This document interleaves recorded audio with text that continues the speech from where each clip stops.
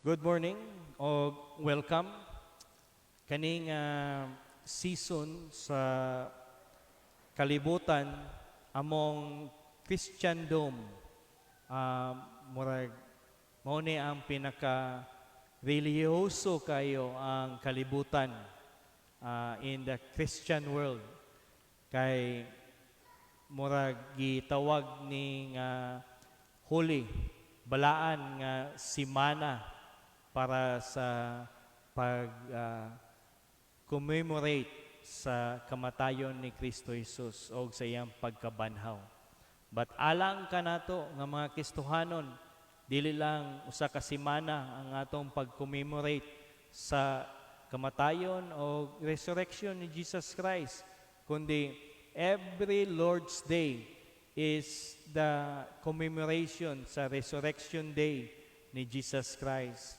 Kay mao kini ang adlaw nga gigahin sa Ginoo o gitawag na sa revelation of the Lord's Day. Unang adlaw sa semana. Sa Espanyol pa ni Domingo. Domingo literally nagpasabot nga unang adlaw nga sa semana. So mo na nga, ang Domingo, dili ika-7th day. Sa Bible, sa Latin Vulgate, ang mabasa dito, dili ika-7, kundi Domingo, pinakaunang adlaw sa semana. Having said that, ato nang andamon ang atong huna-una o kasing-kasing sa pagpaminaw sa mensahe sa Ginoo gikan sa Psalm 20.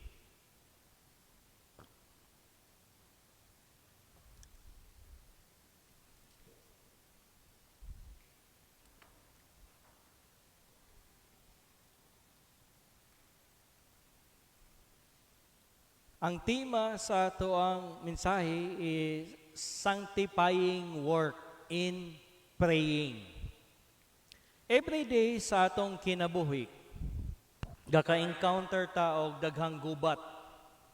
Balota nga we live in this broken world. Og as a result, kabahin sa atong kinabuhi ang pakipag-arm struggle or pakipag-gubat. So, unsa man ang mga pagpangandam ang atong ginahimo, mao na ang atong pangutana sa atong kaugalingon. Dili man nato malikayan. Nga samtang aniya ta karon dinhi sa broken nga kalibutan, dili perfect ang sistema. Aduna gid tay mga kaaway nga ma-enkwentro. Maskin bang sa dalan, mag-drive ka lang, wala man unta kay di man ta nimo na kaila ang mga nagkauban nimo sa pagdagan sa sakyanan dinha. But kung naay mga bikil, mag-away mo. That goes to show that it is indeed a broken world. So, sama sa gubat, dapat kita mangandam. Ang pangutana nato karon sa atong kaugalingon, unsa nga klase nga pagpangandam ang ginahimo nimo taga-adlaw? Kay taga-adlaw man ta, gaka-enkwentro og gubat sa atong kinabuhi. We all have battles to conquer every day. Ang Psalm 20, gapakita sa ato og isa ka importante ka buluhaton or importante nga buluhaton. Kani nga salmo, usa kani ka pag-ampo para sa isa ka hari. Sa Old Testament times, ang war is very frequent. Isa kini ka realidad nga matag karon og unya ang isa ka gingharian maka engkwentro o gubat sa uban nga grupo sa tao. But before ang usa ka hari muadto sa pagkipagkumbat sa mga kaaway, adunay kinanghalon nga preparation ang ilang ginabuhat. Tingali ang hari, iyag yung tiningon ang iyang mga sundalo, i-briefing niya iyang mga sundalo, magplano sila unsa nga klase nga taktika sa pag-atake or sa pagdepensa sa ilang gingharian. But ang Psalm 20 nagahatod sa tuwa karon nga despite ana nga preparation, adunay pinakaimportante nga pag-andam og mao kini ang pag-ampo. So ginaampo sa mga Israelites ani nga panahon, ang original ani nga setting is mao ang period sa pagkahari ni David. Sa iyang pagkahari, daghan kayo nga mga uban nga nasod nga gusto mo buntog sa iya. Mauna nga ang sakop niya nga mga Israelites, gaampo kang David. Why? Kay nahibalo sila nga ang kapildihan ni David mausab ang ilahang downfall. Apan, ang victory po ni David, maupod ang ilahang kadaugan. Dili man kita si David, pero individually or corporately, kita nakipaggubat adlaw-adlaw. Yes, mo prepare ta sa mga butang na dapat natong magamit sa paggubat sa adlaw-adlaw niini nga kinabuhi. But ang pinaka-importante nga preparation mao ang prayer. Prayer is needed as one of our preparation for our own battlefield. Apan nahibalo ta nga ang pag-ampo is also a means of God's grace para sa atoa. Hilabi na nga sa atong pagduol sa Ginoo, adunay sanctifying work nga gakahitabo sa atoa para mahingpit kita nga mga sundalo sa Ginoo or sundalo ni Kristo. Samtang kita nag-aampo, ang Psalm 20 naghatag sa ato og paglig-on or pag-umol nga mag-anam kita og ka-complete in every good work. Sama sa gisulti sa author sa Hebrews chapter 13 verse 21, nagaingon siya din in every good work ginatabangan ta sa Ginoo by His will, by His pleasure, working in you because that is will-pleasing para sa Ginoo nga makita ka, nga ma-prepare ka unto good works. So sa unang punto, ang Salmo naghatag karon sa verse 1 to 5. Atong tanaon ang text nato karon og benediction or pag-ampo og blessing sa hari. Apan dili pod nato malimod nga ang ilang pag-utter og blessings para sa ilang hari, in this case si David, nagpakita pod ni na nailhan nila ang ilahang Diyos. So sa ingani nga pamaagi, atong masulti nga ang verse 1 to 5, usa siya kabahin sa sanctifying work sa Ginoo. that while you pray, also, God is growing our knowledge of Him. Ginapatubo sa Ginoo ang atong kahibalo. Kinsa ang ato ang Ginoo. Ang verse 1 to 5, kung ato ning maobserbahan, naghatag og blessing or benediction. Isa kini ka declarative nga language. Now, if you notice, dili kini paghangyo sa Ginoo. Dili kini paghangyo sa Ginoo. Sa unang pagbasa, murag mahulog nga arrogante nga pagsulti sa author nini.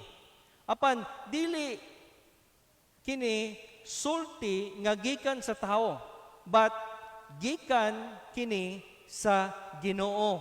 Nagi-utter lang sa mga katawan sa Ginoo para sa ilahang hari.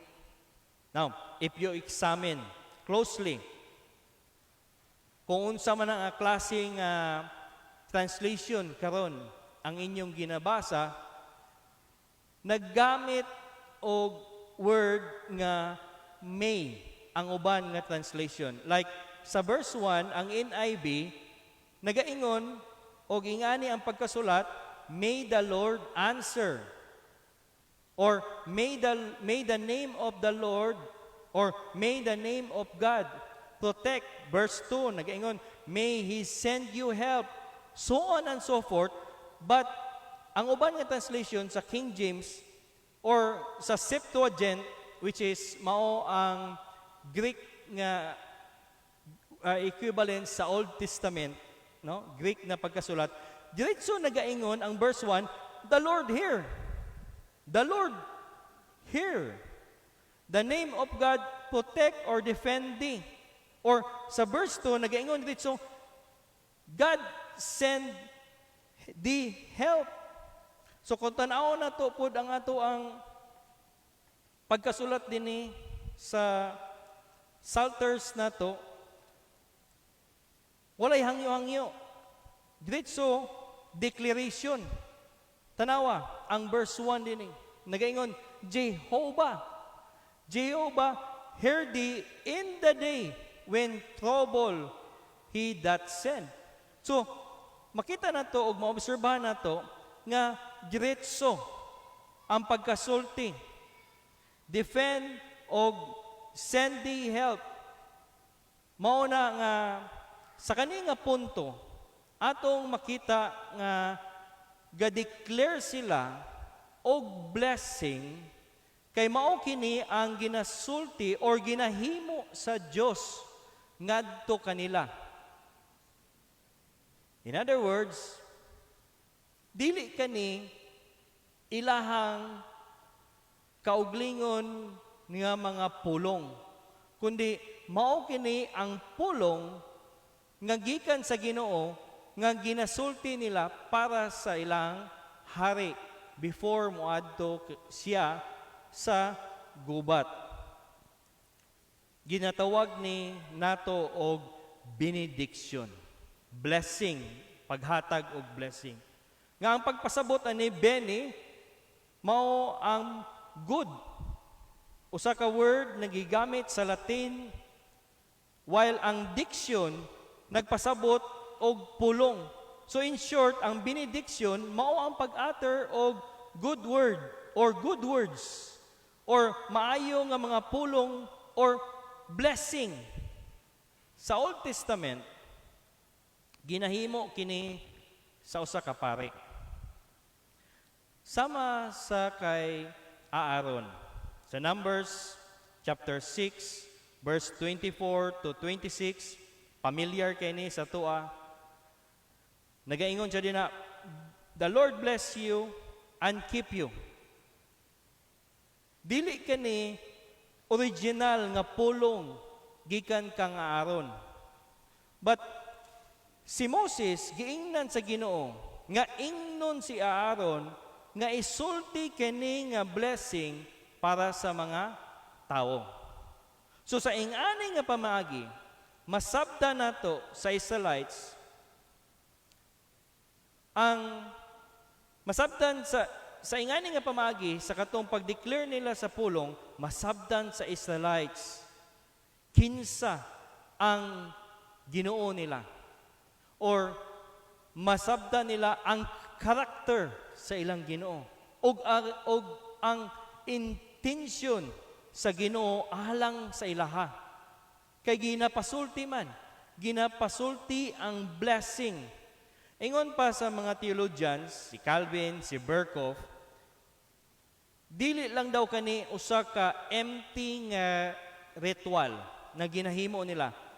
But kani usa ka tinuod nga pamaagi by which God assures His people nga naa sa ilaha ang favor.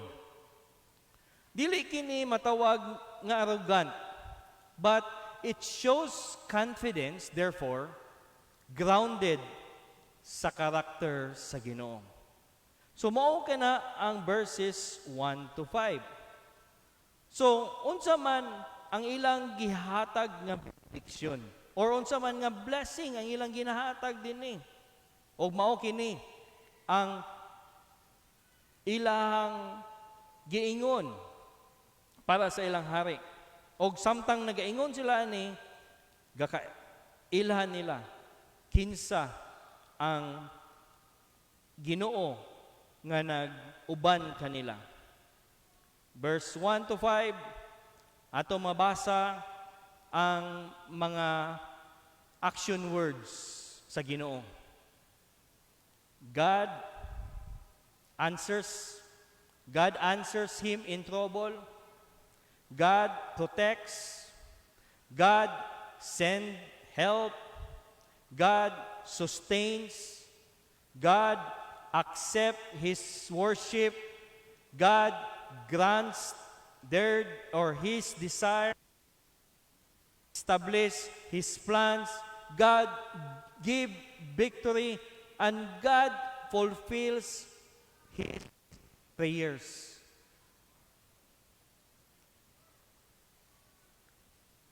Atong maobserbahan nga aksyon, mga binuhatan ni sa Ginoo alang sa iyang mga katawan. So much sa mga details. Diri pod nato makita nga ingani ang paglihok sa Ginoo para sa iyang katawhan. Makita nato ang movement sa paglihok, sa pagtrabaho sa Ginoo. Balik ta sa atong text. Tanawa nga masayra nato nga naay flow sa pag-andam gikan sa panahon nga adunay trouble, verse 1, again siya, in the day of trouble, ni proceed ni og nakita niya nga nadawat niya iyang tabang, og at the same time ang Ginoo mao ang naghatag sa iya og proteksyon. In the name of God of Jacob, defend thee. So samtang anaa siya sa trouble, aduna siya pagpangandam, gitawag niya ang Ginoo, gitabangan siya sa Ginoo, og in the end, malantaw pod nato nga ang Ginoo naghatag sa iya og success. No? Ningon siya din verse 3, remember all thy offerings and accept thy burnt offerings, burnt sacrifice. Grant thee according to thy own heart and fulfill all thy counsel. We will rejoice in thy salvation. In the name of the Lord, of our God, we will set up our banners. The Lord fulfill all his petitions. So in other words, wala pa gani nagsugod ang gubat, giampo nila ilang hari nga maabtan gyud niya ang success og makuha gyud niya ang victory.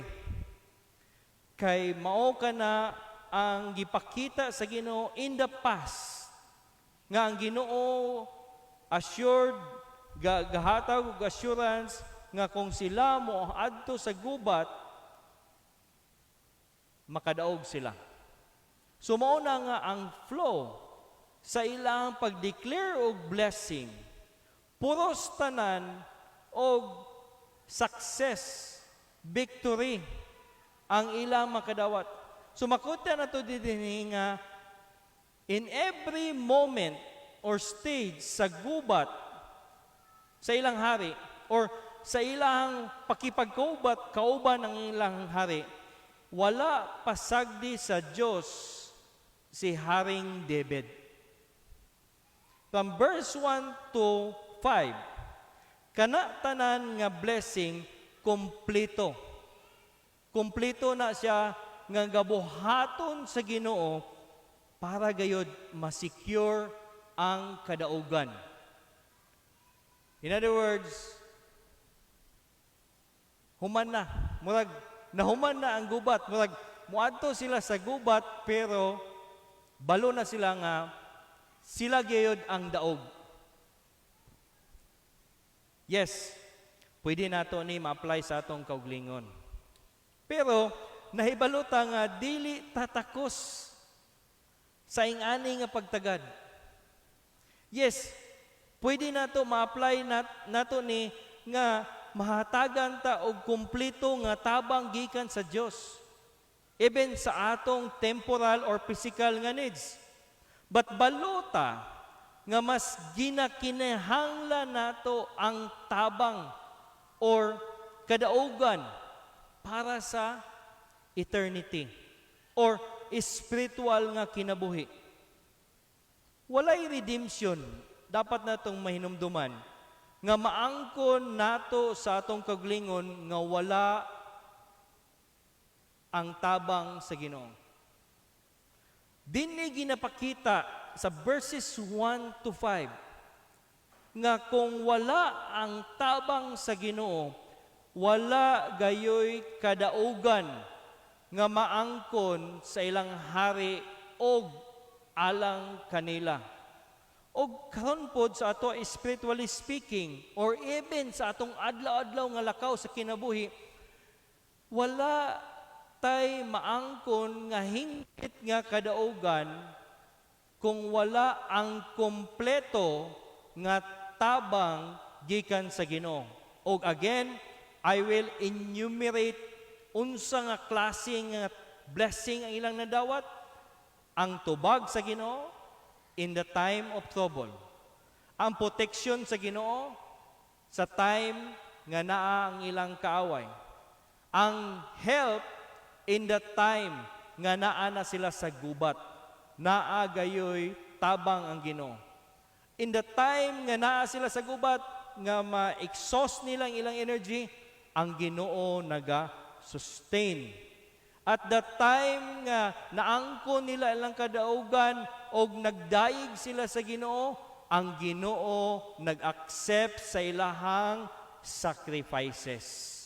O gigrant ang desire nila. O even, gitabangan sila sa Ginoo nga i-establish ang mga plans. Meaning, walay plano nga ilang ginahimo para ilang buhaton nga ang kaalam gikan sa langit dili involve ang tanan. Og mao kini ang naghatag og victory sa ilaha. Naghatag asab ang Ginoo sa pag-fulfill sa ilahang mga ampo. Kung imo nang tan-awon, kompleto na. Complete ingredients ka na sa usa ka tao nga makaangkon gyud siya, assured gyud siya sa kadaugan. Yes, dili ta takos.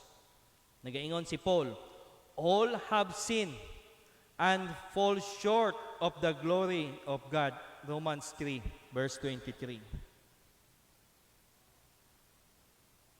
Walay mas kinisa sa toa. Nga takos mo dawat aning kompleto nga blessing gikan sa Ginoo. Kay tanan ta nakasala o have come short to the glory of God, of the glory of God. So ang pangutana karon, unsaon man nato ni nga madawat nato ni? Lisod nato ni maangkon, therefore, kung wala ta kang Kristo. Kay si Kristo mauman ang hingpit nga hari.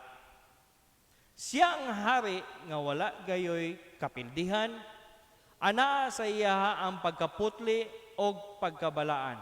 Balaan siya sa tanan niyang ginabuhat. Si Kristo ang hari nga walay kasaypanan. Puros iyang ginabuhat sakto, o puros niyang pagabuhaton, it will come to pass. Siya lang ang hari nga makahimo niini og wala nay lain pa. But more to that, si Kristo lang usab ang pwede pod mudawat ani nga blessing gikan sa amahan. Mao na nga kini nga benediction sa 1 to 5 masulti lang nato ning walay hesitation nganha kang Kristo. Kay siya mao ang bugtong anak sa amahan. Now, yes, nagsulti ni about kang David. Yes, nasabdan nato nga si David at one time giingnan sa Ginoo, he is the apple of his eye. But dili man hingpit si David. Maskin pa karon buhi si David, murag mag-hesitate pud tag sulti nga, David, ang Ginoo tanan niya nga gahom magauban sa imuha. Maglisod ta. Kay basig masipyat si David sa gubat. Basig dili gyud ni David maangko ng kadaugan. Therefore, kani nga blessing na maater gikanta dinhi sa Psalm 20 verse 1 to 5, ang kani nga blessing we can utter it with confidence para kang Kristo. Og ato gyud ning i-utter because this Christ mao man ang ato ang hari. Siya man ang atong hari. Siya man ang magtabang kanato. Dili ta magkuno-kuno nga mo declare ani nga blessing because this para masulti gikan man kani sa amahan, gikan man ni sa Ginoo, og ato ning with confidence masulti nga blessing para sa atong hari nga si Kristo. Nag-iyon ta ganina nga isa lang, nga isa sa mga sanctifying work sa pagampo mao ang paghatod kanato sa pag-ila sa tinuod nga hari. Si David, nagsyado siya sa tinuod nga hari. Si David, maskin man napildi niya ang iyang pisikal nga kaaway, pero nakita po nato nga na-overcome siya or napildi siya sa iyang kauglingon, sa iyang sinful desire. Napildi siya sa iyang kauglingon nga weakness. Mao na nga maater lang nato ni nga blessing with confidence. Dili nganha sa tawo nga hari kundi kang Kristo. Mao man gani nga perminti ta makadungog sa tawo. Karon ginabasta-basta lang nato ang pag-utter og blessing. Mayon ta nga God bless. Maskin pa kana nga tao mo kaingon ta nga wala man siya nahadlok kang Kristo. Wala man siya nangalagad kang Kristo. But murag naanda na nato nga moingon ta, God bless. God bless you, my brother, my sister, God bless you. So in other words, dili nato ni basta-basta masulti nga God bless unless ang usa ka tao mo confess og mo sunod gyud siya kang Kristo Jesus. Musunod siya sa pag-carry sa cross kauban ni Kristo. Mo sunod siya sa pag-deny sa iyang kaugalingon dinha kang Kristo. Og mo follow kang Kristo. Kung dili ganyan niya ginabuhat, ta og sulti og God bless that person. So in other words, my brothers and sisters, 1 to 5 sa verse Psalm 20. Nagahisgot ni kanato nga naila nato ang aton Dios. Gimolda niya nga masabtan nato nga ang iyang blessing kumplito nga mag-auban sa tuwa provided that we are under the power sa atoang tinuod nga hari nga si Jesus Christ. Ikaduhang punto. Pinagi sa pag-ampo usab, gipalig-on sa Dios ang atong pagtuo. Psalm 20 verse 6. Nagaingon siya din na, Now know I that the Lord saveth his anointed. He will hear him from his holy heaven with the saving strength of his right hand. Kani nga verse, nagpakita sa confidence or certainty. Apan, ang pangutana nato karon, asa gikan ang kasiguruan. Ang text, klaro nga nagsulti nga dili gikan tungod nga perti sila ka mainampuonon. Dili pod tungod sa ilahang sitwasyon or dili pod tungod sa status sa ilahang kinabuhi. Kini nga kasiguruhan nagagikan nadawat nila tungod kay ang ilang pag-ampo nakaangkla sa anointed one, anointed. Nagaingon din na, the Lord saveth his anointed. Oo, makaingon ta nga si David isa ka anointed. Ang scripture nagapasabot nga pag anointed ang tao, gisit apart kini siya sa isa ka sagrado nga trabaho. Sama kang David, isa ka hari siya, nagdala siya og sacred nga rule. Isa kini ka act of God nga iset niya ang usa ka tao apart for his pleasure. Yes, si David was chosen by God. Sa tanan anak ni Jesse, siya ang gipili. Kay nakita sa tanan nga anak ni Jesse, siya ang gipili. Isa siya sa usa ka batan-on nga shepherd. Pero atong mabalaan nga siya usab pwede kaisog kay gibatok niya si Goliath. Og nahibalaan nato nga si Goliath usa ka ako giant nga tao, si David gamay nga tao, but iya kining napildi. Og tungod ni ana nasabta nato nga gipili siya sa Ginoo. Kay ngano man perti ka imposible in human eyes nga ang usa ka gamay nga tao makapildi sa eksperyensyado nga warrior nga giant. Usa lang, kung gipili siya sa Ginoo, mapildi niya to kay ang gahom nahibalota nga ang gahom sa Ginoo o ang proteksyon sa Ginoo nagauban kang David. David as the anointed nga gipili sa Ginoo para ipakita ang glory sa Ginoo. Daw sama sa gisulti ni Apostol Paul nga ang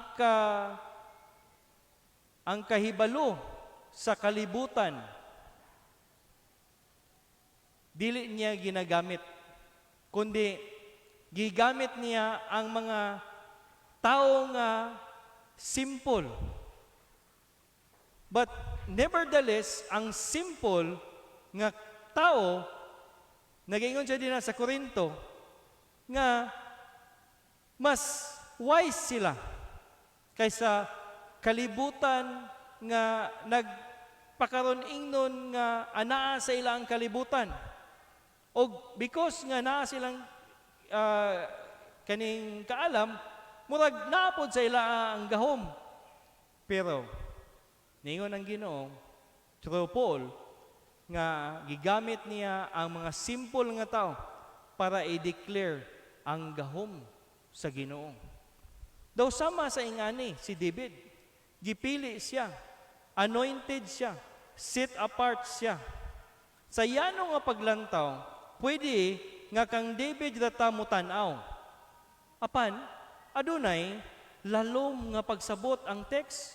Ang word nga anointed, nakahisgot usab sa Old Testament og anointed one. Nga sa New Testament, ang literal nga pagbadbad ani mao ang Kristo. Busa, kung ang pangalan na madunggan nato Hesukristo, dili ka na ordinary nga ngalan lamang, but aduna kanay mensahe. Ang word nga Kristo, Hesukristo, dili lang na siya first name o last name, but naghatag ka na og pasabot sa tua nga si Jesus Christ mao ang Kristo, or siya mao ang anointed one. Kristo, anointed one.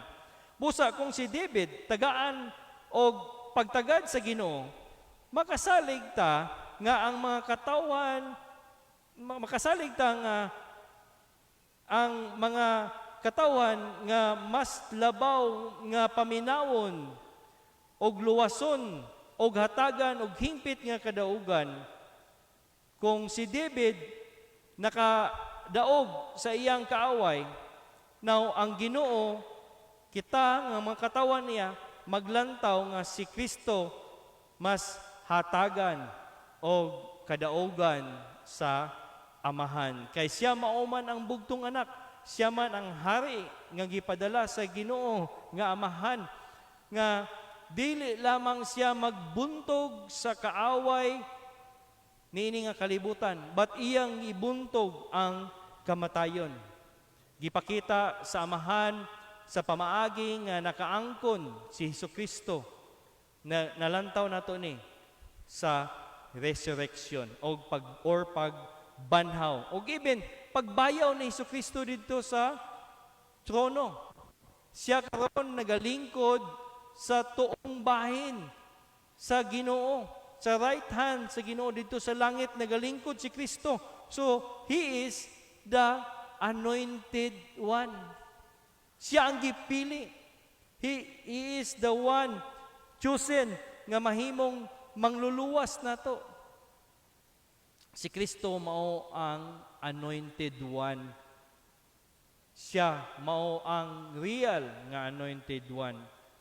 Now, kung atong balikan ang text nato, verse 6, ang tulo ka litra din ha sa King James Version, now know I. Or kung ato ning i-restructure, pwede na to ingnon nga, now I know. Karon, nahibalo ako. Ang mga Israelites nga nag-ampo nini, nagaingon sila, karon, nahibalo na kami. Now I know. Kay ang amahan dili gayod mo pakyas sa iyahang anak. Di na kita mo dangop sa iyaha. Dinha kita mo patabang sa iya. Aduna may ad klaro kayo nga kadaugan dinha kang Kristo. Si Kristo mao ang tinuod nga anointed og tungod kay ang amahan dili man mo pakyas sa pagpaminaw sa iyang anak. Ang atong pagampo mahimong adunay kasiguruhan usab.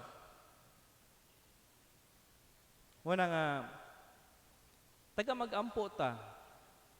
Di ba moingon ta nga in Christ ato kining ginahangyo. Mohangyo ta sa Ginoo. But dili nato kini masulti pinagi sa atoa. But in Christ nato kini mahangyo.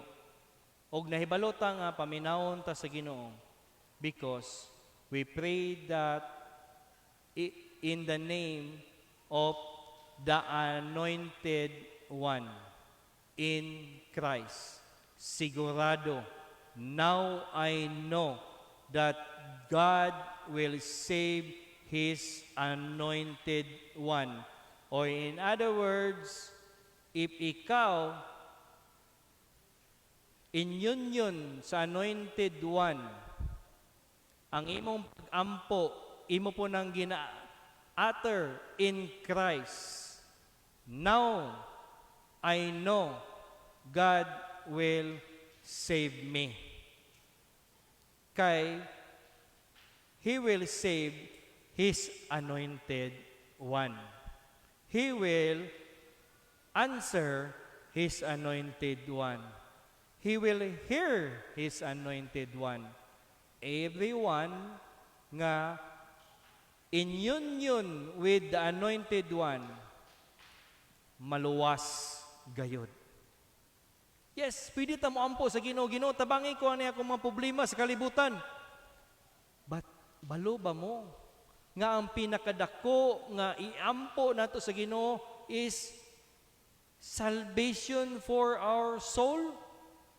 Mo na nga kung nahatag sa Ginoo ang salvation for our soul, ang temporary nga mga needs na to, mahatag gina sa Ginoo. Mo na nga, sa pag-ampo, nahibalaan na to nga sanctifying para sa usa ka Christian nga nag-aampo sa Ginoo. Kay ginatabangan ta sa Ginoo nga mulig-on ang ato ang pagsalig sa iya. Ginaanam ta niya pagpahibalo sa prayers. So, ang Christian therefore, nag-ampo ta nga theologically aware ka. Mao man gani nga sa Mateo, giwarningan ni Kristo ang mga tao nga gaampo daw sama sa mga pagans or sama sa pagans nga gaampo sa petition. Murag gimemorize na ginasulti sa ilang baba, wala, therefore wala katong ilang prayer nagatudlo sa ilaha og theological awareness mahitungod sa ilahang Ginoo. So matawag nato katong nga ampo as empty. Walay bisang nga pag-ampo. Matawag lang nato nga ampo nga sakto kung nagtabang kana sa tua pagpaila, paghatag sa tua usab paglig-on sa ato ang Ginoo, sa pagsalig nato sa atong Ginoo. So, sanctifying nga klase nga pag-ampo kana ikatulong. Pinagi sa pag-ampo, ginatukod usab sa Dios ang atong kasiguruhan bisan pa wala pa ta nakaangkon sa kadaugan. Psalm 20 verse 7 to 9. Nagaingon din na Psalm verse 7. Some trust in chariots and some in horses, but we will remember the name of the Lord. No? We will remember the name of the Lord our God. They are, verse 8, they are brought down and fallen, but we are risen and stand upright. Verse 9, save, Lord, let the King hear when we call. Sa katapusan, ani nga salmo, makita nato nga klaro kayo ang contrast sa pagsalig. Ang uban, kumpiyansa sa chariots and horses. Now, ang chariots and horses, nagasimbolo kini sa kauglingong kusog sa usa ka tao, or sa technology, or sa human nga ability. Apan ang katawan sa Dios nagaingon, but we will remember the name of the Lord our God. Kini nga pagpahayag dili nang lamang kini prayer, kundi nakaangkon ang nagampo ni og settled kayo nga pagpasabot. Settled siya. Ang iyang understanding na settled, nakaangkla,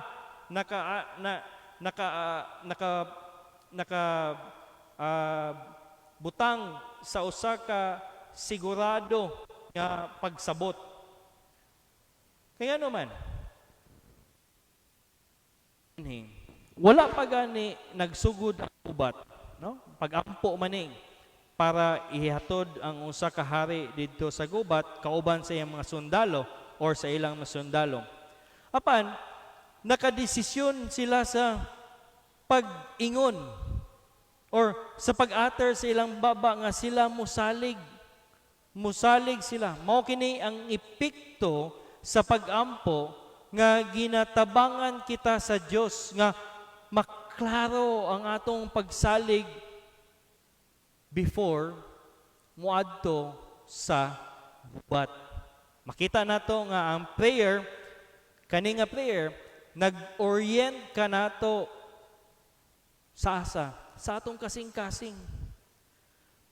Sa sinugdanan sa Salmo, nangamuyo man sila, gideclare nila ang blessing. Karon, nahibalo na sila unsa ang ilahang salitan. O nagampo na sila nga nagapadayag og klaro kaayo nga kadaugan. Ang chariots o horses, dili man na siya inherently dautan. Apan, kung mao kini ang atong ultimate nga saligan, mahimo kini nga false hope or false nga security na to. Busa, pinagi sa pag-ampo, ginakuha sa Dios sa atong kasing-kasing ang ato ang pagsalig sa visible nga strength. But ginadirect pod sa Ginoo from visible to invisible. But kaning invisible mao kini ang sure name of God or the sure name of the Lord. Mao kini ang sanctifying work. Dili lang nato ginahatagan o dili lang ta ginatagaan sa Ginoo og tubag, kundi ginabag-o sa Ginoo ang atong kasing-kasing.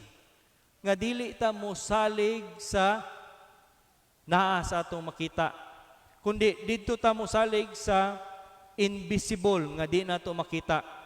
But kanang di nato makita, mao na ang the name of the Lord.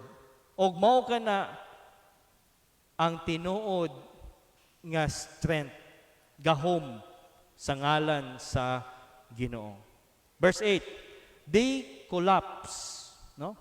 Ang katong nagsalig sa horse o sa mga chariots, they were brought down and fallen. But ang nagsalig sa Ginoo, they were risen and stand upright. So klaro. Ang resulta, klaro. Ang musalig sa makita dinhi sa kalibutan, dili man ni inherently dautan, But dili nato maangkon ang hingpit nga kadaugan dinha asa didto sa pangalan sa atong Ginoo nga mao ang atong Dios. Makita nato dinhi nga ginadeklara na nila ang resulta. Bisan wala pa gani ang aktual nga panghitabo, ang mga nagsalig sa kauglingon mapukan. Apan ang magsalig sa Ginoo mutindog. Kini dili usa ka mura og prophecy nga gikan sa human nga speculation lamang, but kani usa ka pagtuo gas karakter sa Ginoo. Usabon nako, usa ka pagtuo nga gasulti ang usa ka tawo grounded sa karakter sa Ginoo. Mo ang nagsugod ang atong psalmist dinhi sa atong text sa paghatag og pagpila sa kinsa ang Ginoo, kay mao kini ang naghatod sa ilaha og pagtuo.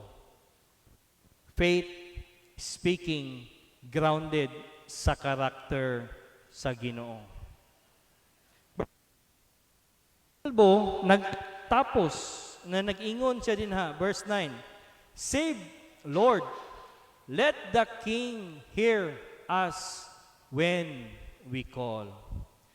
Bisan ana sila sa kasiguruan, nagpadayon gyapon sila sa pagampo. Mao nga ginatudloan kita nga maskin adunay assurance ang Christian, but wala po nagtudlo ang Ginoo. Wala nagtudlo ang Ginoo. Maskin naa sa to ang assurance, wala nagtudlo ang Ginoo nga i-cancel na to ang pagampo. Ipadayon na to ang pagampo. The more na to ipadayon sa pagampo, kay pinaagi sa pagampo, ginap sa Dios ang atong kasiguruan.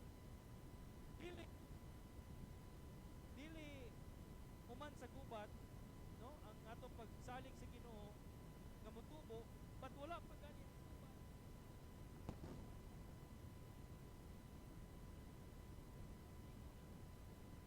Gina-build up na sa Ginoo ang atong kasiguruan. Dili human sa gubat, kundi sa wala pa kini nagsugod aron kita magpailalog sa tinuod ng hari ng mga si Kristo Jesus. Siya mao ang King of Kings and Lord of Lords. Mao kini, mao nga daghan kayo ng theologians karon sa pagtapos na to. Nagaingon nga ang prayer is a means of grace. It's a means of grace. Nga mo shape up sa ato ang pagtuo o pagsalig. Another gabon na theologian ito nga ang prayer is a means of grace in sanctification.